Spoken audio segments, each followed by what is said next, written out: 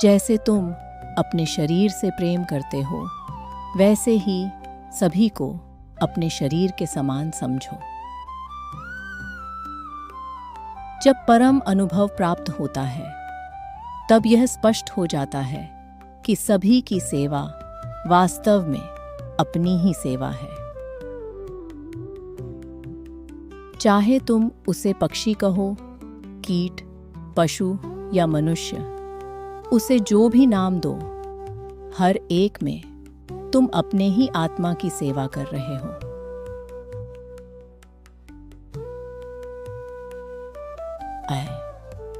यह शरीर पिता, माता, पति और सभी के साथ रहा है।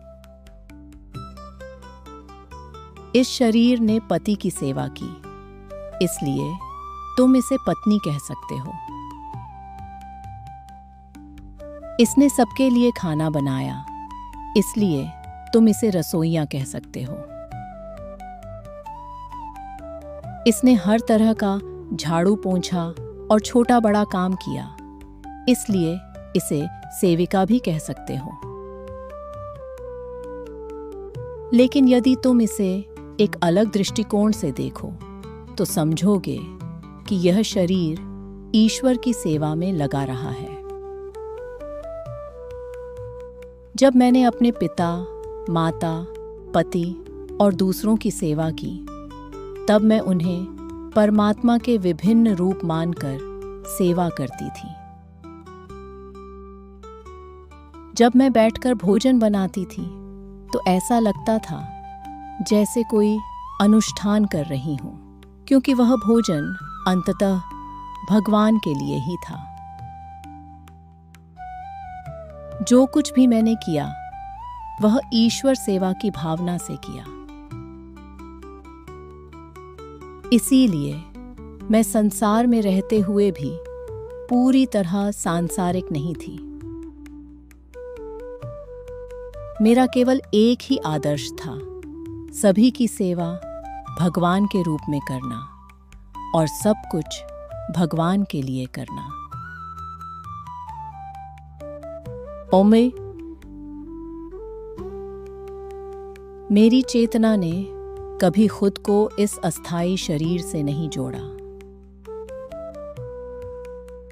पृथ्वी पर आने से पहले भी, हे पिताश्री, मैं वही थी।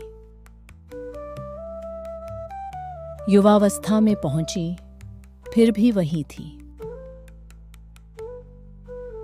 जब मेरे जन्म परिवार ने इस शरीर का विवाह तय किया, तब भी मैं वही थी। और आज आपके सामने भी मैं वही हूं। भविष्य में भी, जब सृष्टि की लीला अनंत काल के प्रांगण में बदलती रहेगी, मैं वही रहूंगी।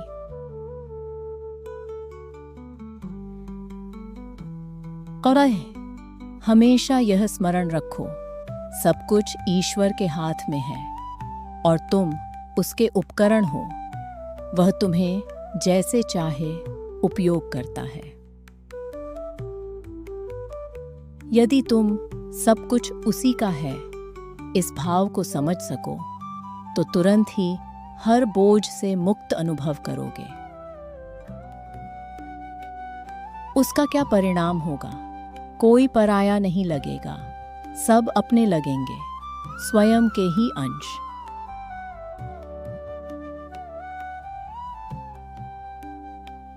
प्रश्न करो, मैं कौन हूं? और उत्तर तुम्हें मिलेगा।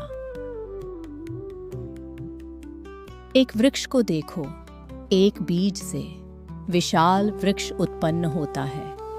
उससे अनेक बीज निकलते हैं और हर बीज से फिर एक वृक्ष। कोई भी फल एक जैसा नहीं होता, फिर भी एक ही जीवन उस वृक्ष के हर अंश में स्पंदित हो रहा है। वैसे ही एक ही आत्मा हर जगह है। संपूर्ण सृष्टि वही है। पक्षियों में, पशुओं में सौंदर्य है। वे भी हमारी तरह खाते पीते हैं, संतान उत्पन्न करते हैं, परंतु उनमें और हम में एक अंतर है। हम अपने आत्म स्वरूप को जान सकते हैं। मानव जन्म पाकर हमें यह अवसर व्यर्थ नहीं गंवाना चाहिए। कम से कम हर दिन कुछ क्षण आत्मचिंतन में लगाएं। मैं कौन हूँ? बार बार वापसी करने से क्या लाभ? जन्म से मृत्यु और मृत्यु से जन्म, यही संसार है।